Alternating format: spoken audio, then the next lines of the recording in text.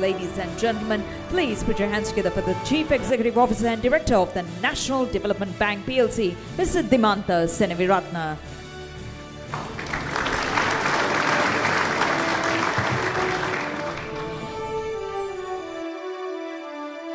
And first and foremost, I would like to extend my gratitude to CEO Magazine Awards team for affording me this opportunity to speak a few words at this momentous occasion.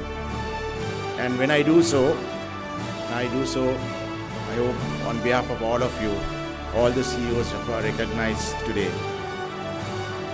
What we represent tonight as decorated CEOs, in my assessment, is the true leadership that embraces opportunities and challenges alike with confidence to make a positive change to people we serve. Leadership that inspires not just the emerging generations, but one's own contemporaries. A leadership that upholds sacred the virtues of good governance, honesty, trustworthiness, and respect to all people alike.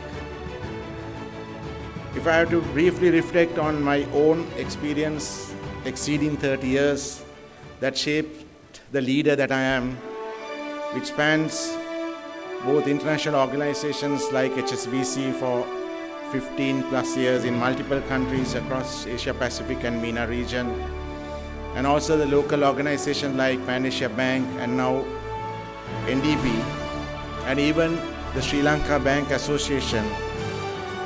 The highlights for me would be a deep commitment to the aforementioned virtues as an individual, as well as corporate that I lead, and a firm faith that each of these opportunities are God-given to make a positive change in the ecosystem that I serve.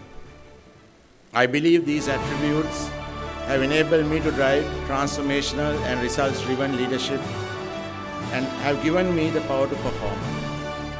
Whether it's transforming the Pan Asia Bank to a high-performing entity, or now at NDB transforming it to the fourth largest listed bank in the country,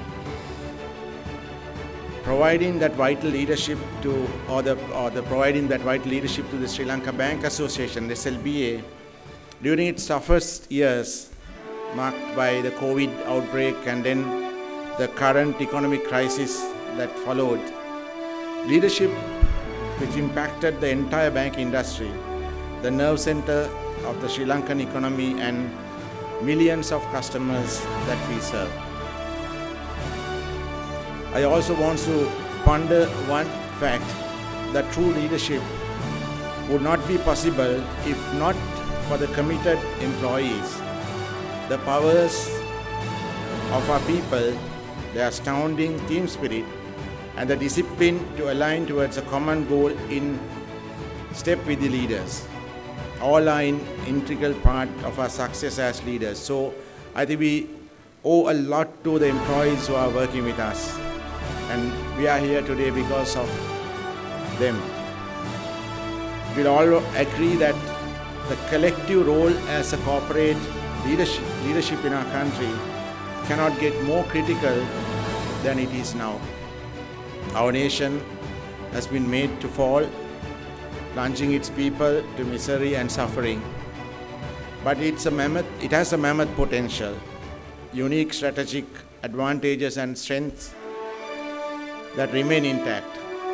So I believe that just as much tonight is a celebration of our achievements, it is also a pivotal moment to ponder on the significant responsibility that lies with us in supporting our country towards a speedy and a sustainable recovery. And it's our duty of all of us.